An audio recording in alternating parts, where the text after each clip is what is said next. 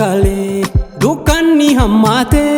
qaqawweessi hamaan hayyuu hedduu nyaate yandooroo beekale dukkanni hammaate qaqawweessi hamaan hayyuu hedduu nyaate eenyummaa fi tiksuuf lubbuu deebiin qabne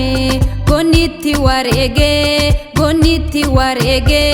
wareegama qaaliin aadaa safuuf duudhaan keenya arda eegee lubbuu goota qaalii bakkalchinuu baate biftuu taasifata dhaloonni jabaate lubbuu goota qaalii bakkalchinuu baate biftuu taasifata dhaloonni jabaate Inistituutii Aartii Oromiyaa Aartistoota qaalii gumaacha biyyaaf Inistituutii Aartii Oromiyaa Aartistoota qaalii gumaacha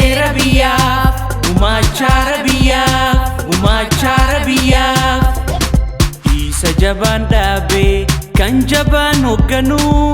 dagaleessaa cimsaa jabaadheera anuu isa jabaan dhaabee kan jabaan hoogganuu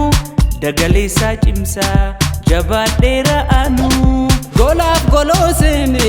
kan seenaa qoratu aadaaf seenaa teenyaa afaan aartiidhaanii jabeessee dubbatu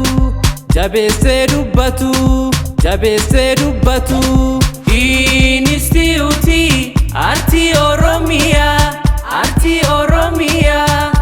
Aartistoota qaalii gumaacha biyyaaf Inistituutii Aartii Oromiyaa Aartistoota qaalii gumaacha